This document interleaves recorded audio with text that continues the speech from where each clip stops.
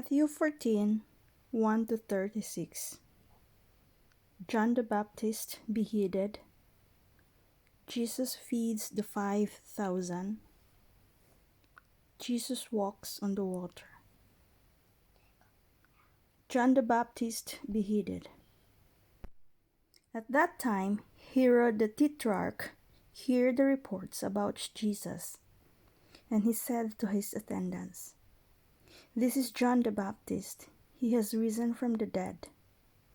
That is why miraculous power are at work in him." Now, Herod had arrested John and bound him and put him in prison because of Herodias, his brother Philip's wife.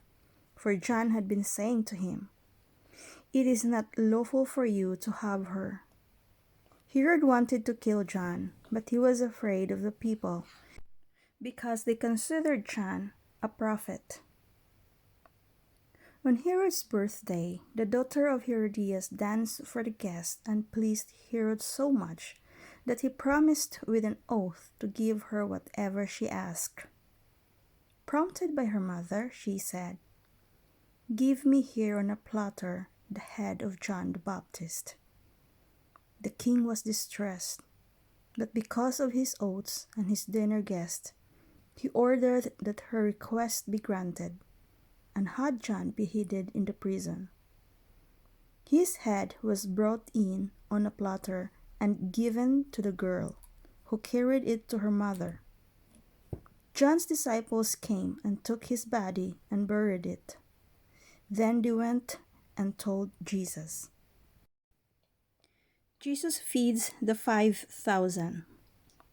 When Jesus heard what had happened, he withdrew by boat privately to a solitary place.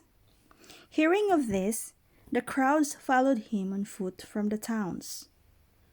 When Jesus landed and saw a large crowd, he had compassion on them and healed their sick. As evening approached, the disciples came to him and said, "This is a remote place, and it's already getting late. Send the crowds away so they can go to the villages and buy themselves some food." Jesus replied, "They do not need to go away. You give them something to eat." "We have here only 5 loaves of bread and 2 fish," they answered.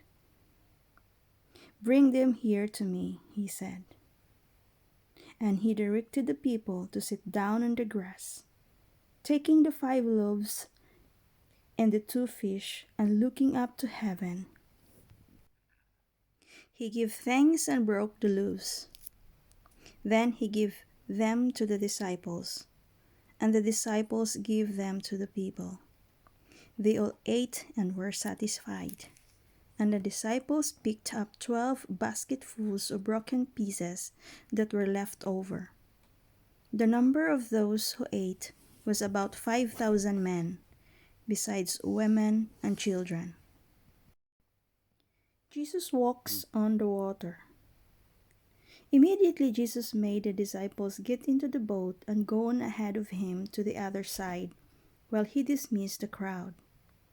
After he had dismissed them, he went up on a mountainside by himself to pray. Later that night, he was there alone, and the boat was already a considerable distance from land, buffeted by the waves because the wind was against it. Shortly before dawn, Jesus went out to them, walking on the lake. When the disciples saw him walking on the lake, they were terrified. "It's a ghost," they said, and cried out in fear. But Jesus immediately said to them, "Take courage. It is I. Don't be afraid." "Lord, if it's you," Peter replied, "tell me to come to you on the water." "Come," he said.